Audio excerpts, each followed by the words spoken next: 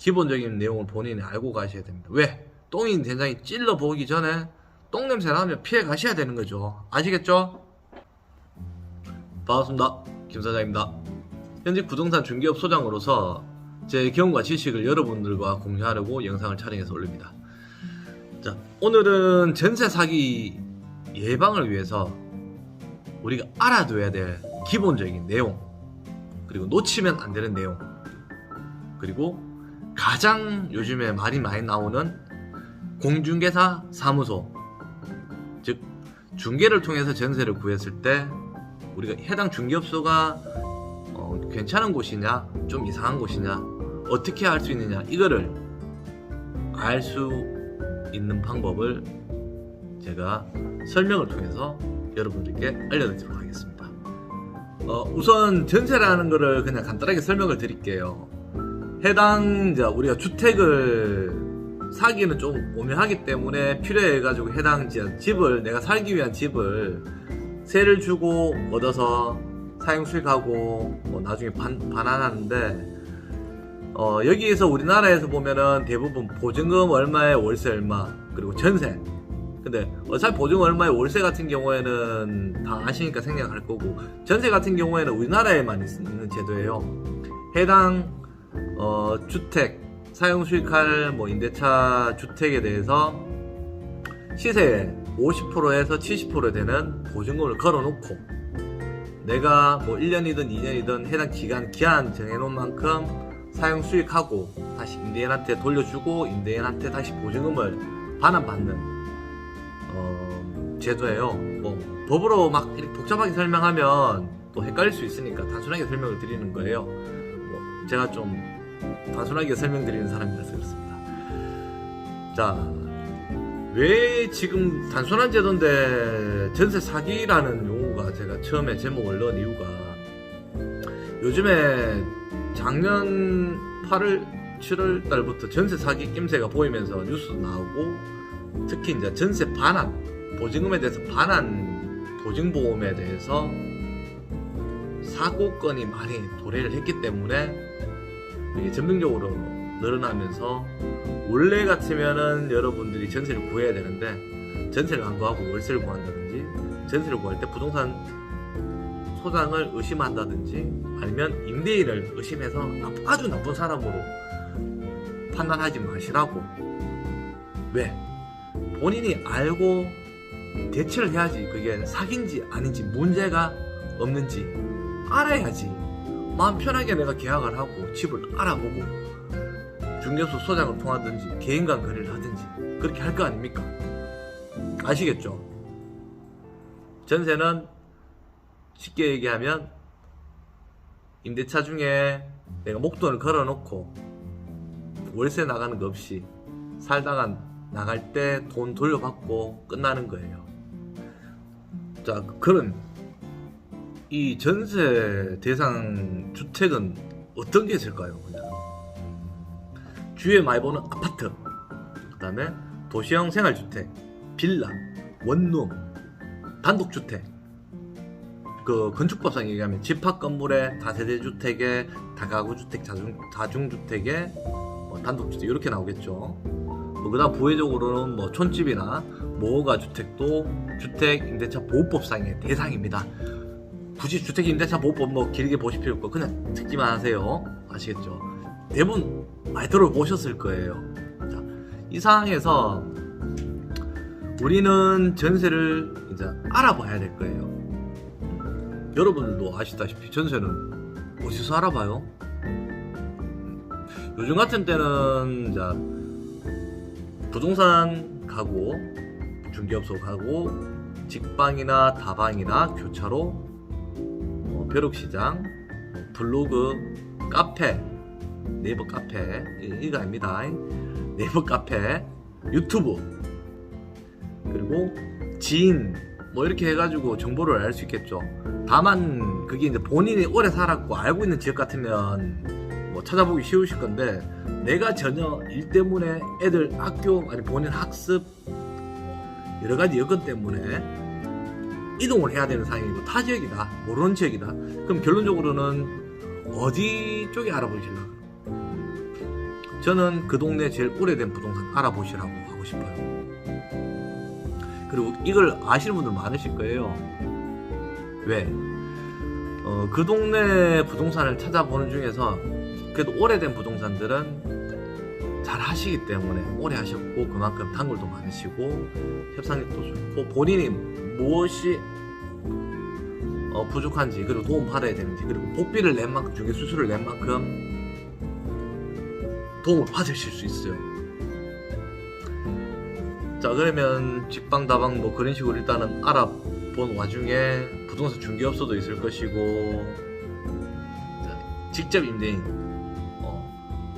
주인이 있을 수 있겠죠. 임대인. 그럼 쌍방 계약을 해야 되는 경우도 있고 중개 계약을 해야 될 경우도 있습니다.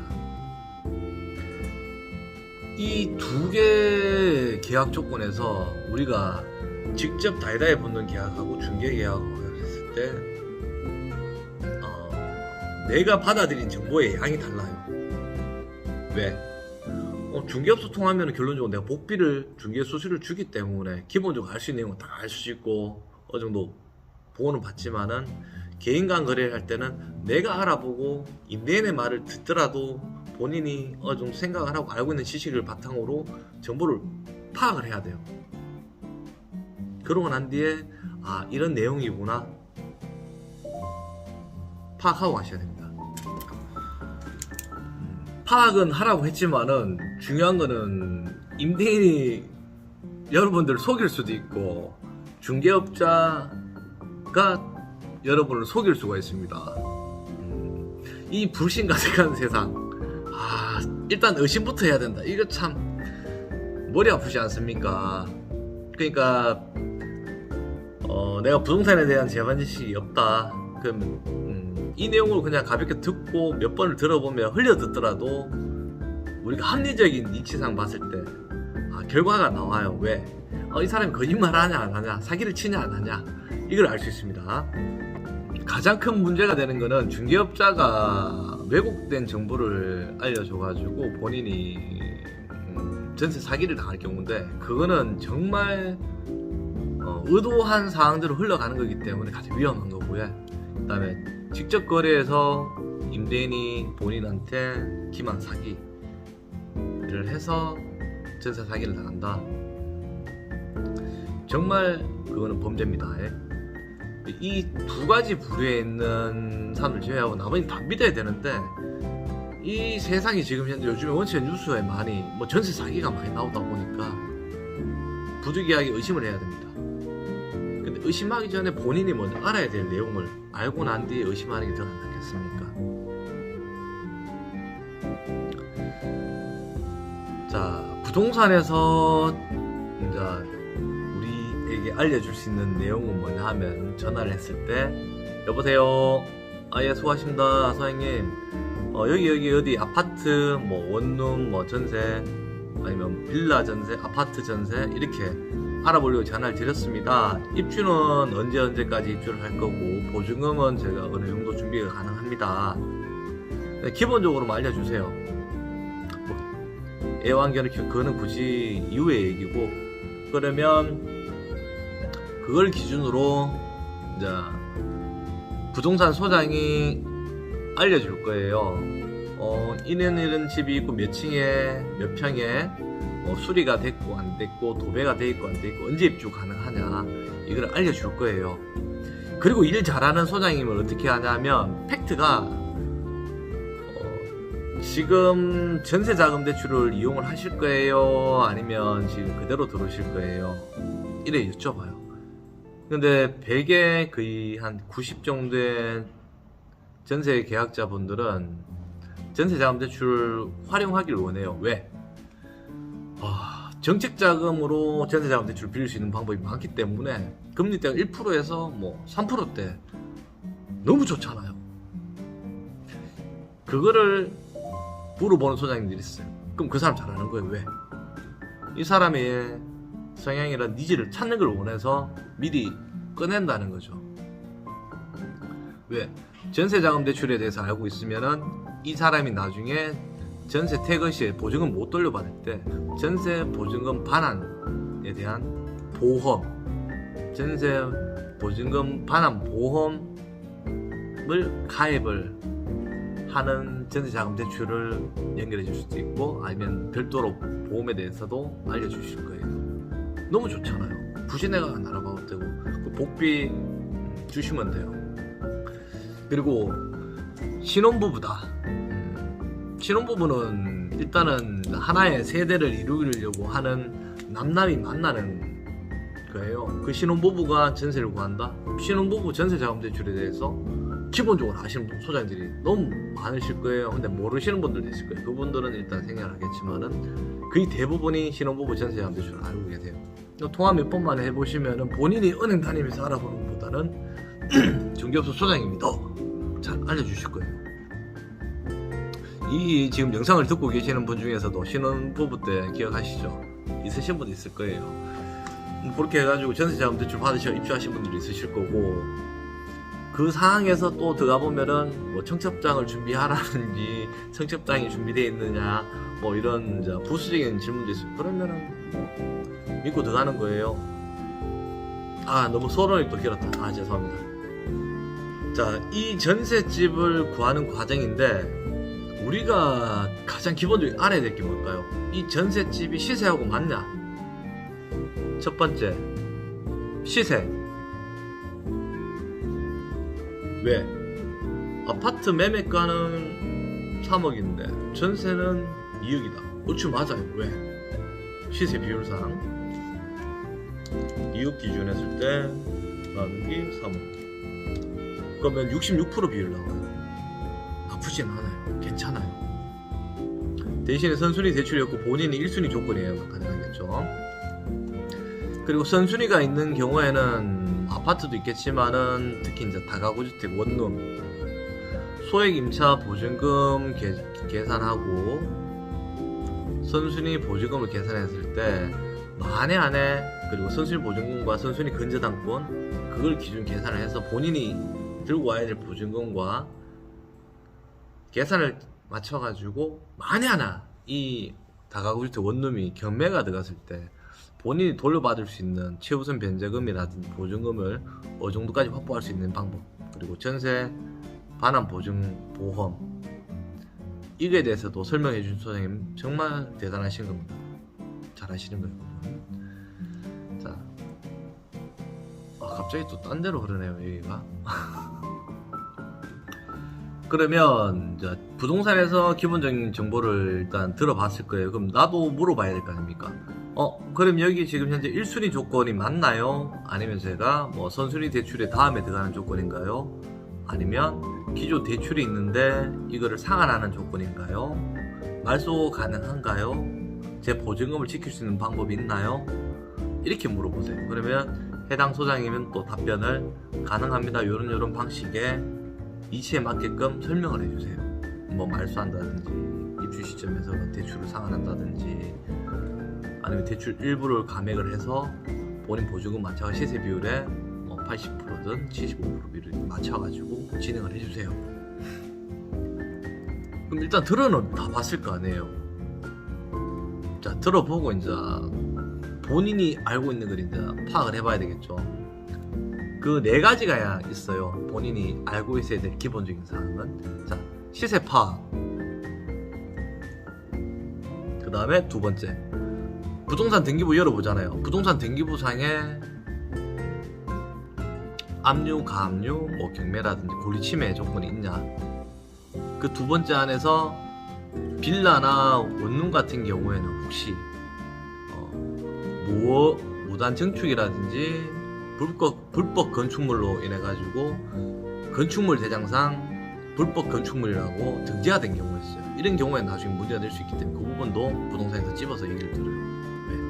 나중에 보험 공제보험을 처리해야 되기 때문에. 자, 그다음 세 번째,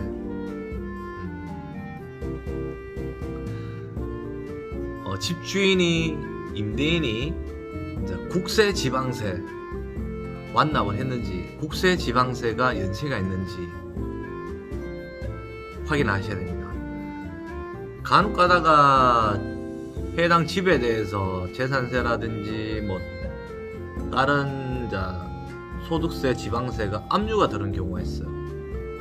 근데 그런 경우는 좀 작은 경우도 있고요. 간혹가다 큰 건이 들어오는 게 임대인이 개인 사업자예요. 개인 사업자인데 부가세를 안 냈다. 부가세 몇 천만 원 낼 수도 있고 몇 억이 될 수도 있고 소득세를 안 냈다. 금액이 1,000단위가 넘어가는 경우도 많이 봤습니다.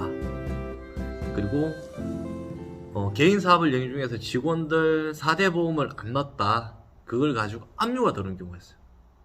그러면 그 안에 우리가 지금 세 번째 내용 국세, 지방세 완납했나 내용이 그걸 파악하기 위해서 있어요. 그러면 두 번째 제가 부동산 등기부나 부동산 대장 공부를 확인해야 되는 이유가 연결이 되는 거예요. 왜? 세금 안 내면은 부동산 등기부 압류 당연히 걸릴 거고 계속 거기 밀리면은 경매도 들어갈 것이고 아니면 뭐 여러 가지 이유가 있겠죠. 일단 세 번째 거 국세, 지방세 완납을 했는지 그거는 혹시나 6개월 이상 납입이 안 됐을 경우에는 부동산이 압류가 들어가요. 요즘엔 간혹 가다가 국민연금에서 아니 국민건강보험에서 압류가 되는 경우도 있으니까 참고는 하시고요. 네 번째, 전세자금 대출을 임대인이 동의하느냐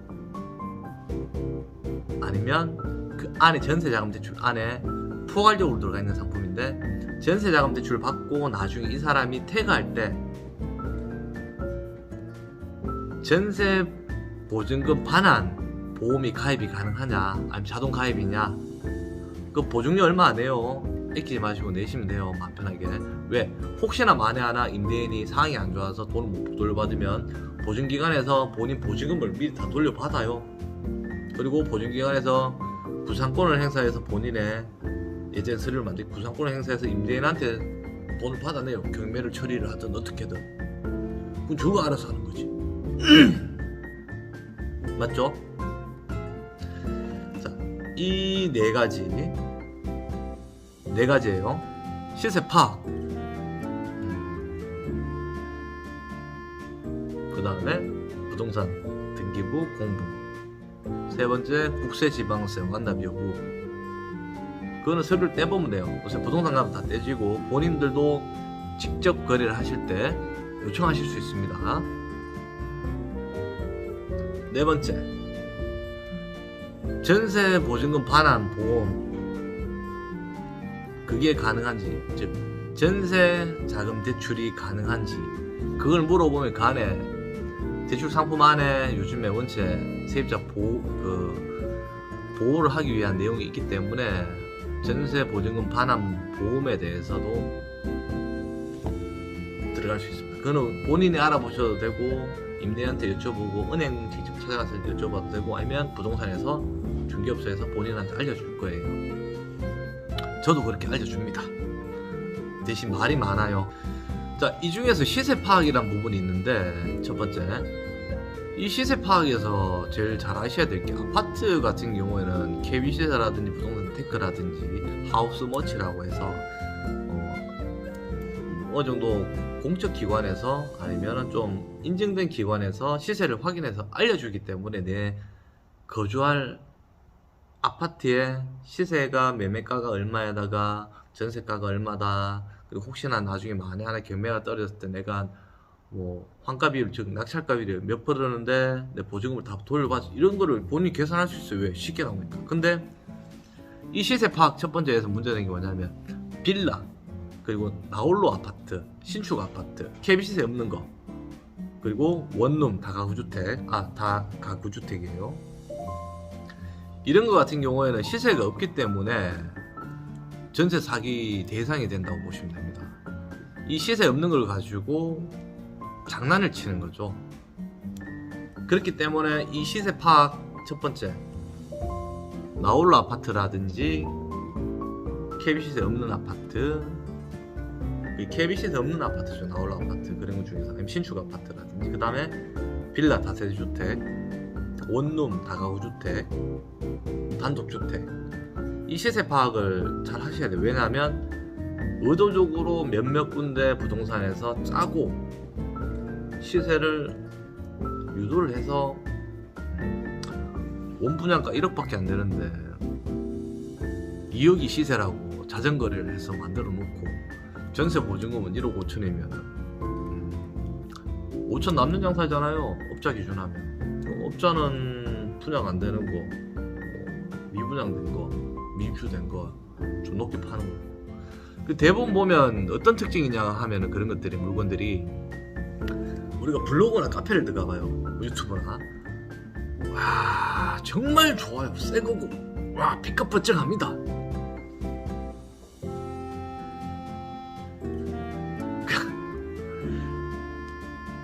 그 안에 장난이 들어가 있다는 거예요. 더 얘기를 하면은 이 얘기를 제가 후반부 얘기를 한 이유가 뭐냐면, 초반에 얘기하면 대충 보고 한 2, 3분만 보고 넘어가 보기 때문에 관심 없는데, 이 후반부까지 본다는 건 관심이 있어서 보신다는 거기 때문에 얘기 드리는 거예요. 전세 왕, 빌라 왕 대부분 사기를 칠 때 시세를 장난을 쳤어요. 자전거를 통해 가지고. 근데 그게 부동산 중개업소 도움을 줬다고 해야죠. 즉 한패죠.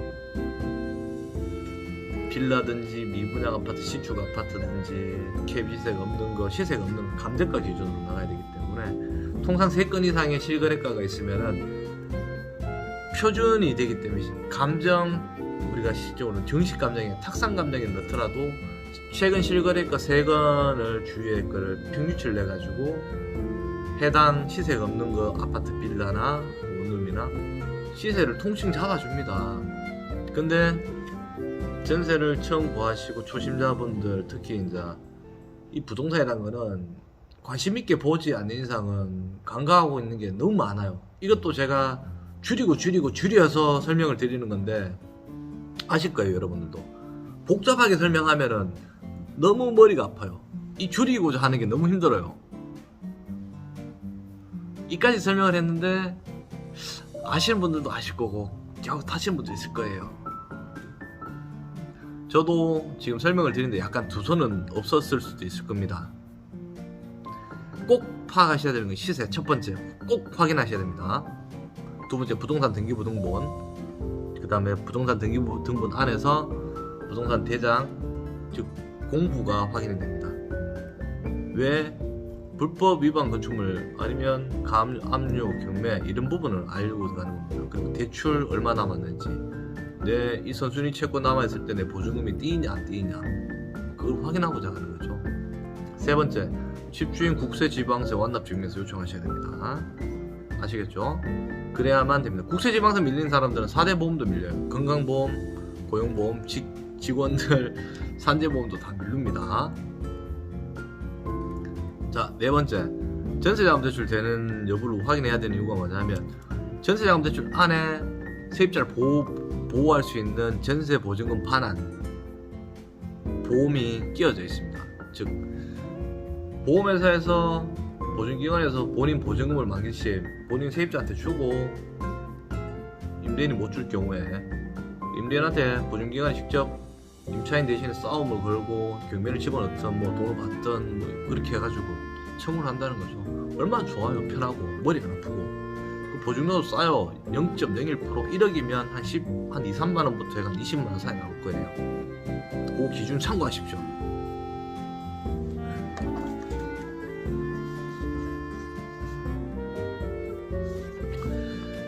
그리고 마지막으로, 계약 전에 부동산 중개업소를 통하든 직접 상방 거래를 하든 부동산 등기부 등본을 꼭 확인하십시오. 그리고 임대인이 맞는지 꼭 확인을 하십시오. 간혹가다 신탁 등기되어 있고 임대인 대신에 대리인인 부동산이 한다, 한번 의심을 해봐야 됩니다. 심각하게. 자꾸 영상이 길어지니까 일단 줄여볼 거고요. 이건 제가 나중에 추가적으로 한번 얘기 드릴 거고, 그 다음에 확인하셔야 될 거는, 뭐지? 갑자기 기억이 안 나. 계약 시에 등기부 확인해야 된다 했죠. 그럼 잔금 시에도 내가 돈 주고 잔금 때도 등기부 한번 열어봐야 됩니다. 기본적으로. 아니, 부동산 열어주겠죠. 근데 그런 부동산 저는 열어줍니다. 잔금하고 내가 돈을 다 줬죠, 세입자가. 그러면 기존에 대출이 있으면 그거 받아가 상환하겠다, 아니면 일부 상환해가지고 감액 등기를 하겠다, 뭐 압류가 걸려있으면 내 보증만 압류를 끄겠다, 경매 취하를 시키겠다, 등기를 봐야 돼요. 그리고 등기부를 잔금 치고 난 뒤에 한 2, 3일 뒤에도 떼보세요. 대법원 인터넷 등기소 가시면 700원 하면은 떼집니다. 얼마 안 해요. 꼭 떼셔야 됩니다. 아시겠죠? 약간 두서는 없었지만은 지금 내용을 또 보완해서 제가 영상을 또 올려볼 예정이고요. 오늘 영상 참고하셔가지고 좀 되셨으면은 정말 저는 기분 좋을 것 같습니다. 왜? 요즘 원체 전세 사기가 많고 하다 보니까 마음이 좀 안 좋고요. 전세 사기 예방 뭐 특례법 뭐 나왔지만은 실적으로는 내 보증금에 대해서 지킬 수 있는 방법에 대해서는 없어. 왜? 그것도 전부 다 대출 받아서 해라는 거기 때문에 힘들잖아요. 알고 가셔라는 거예요. 여러분들도 다 알고 계시잖아요. 저도 알고 있고. 왜? 내 보증금은 내가 직접 지키는 게 맞습니다. 그럼 영상 시청해주셔서 감사드리고, 전세 사기는 분명히 예방돼야 됩니다. 왜? 선량한 임대인이 분명히 많고 선량한 중개업소 소장님들도 많기 때문에 일부 악덕한 사기꾼들, 임대인 사기꾼, 악덕한 사기꾼 부동산 중개업소가 있기 때문에 기본적인 내용을 본인이 알고 가셔야 됩니다. 왜? 똥인 된장이 찔러보기 전에 똥냄새 나면 피해 가셔야 되는 거죠. 아시겠죠? 그럼 시청 감사합니다. 다음에 뵙도록 하겠습니다. 다음에는 요 부족한 부분 또 제가 보완해서 영상 올리도록 하겠습니다. 너무 길어져서 그렇습니다.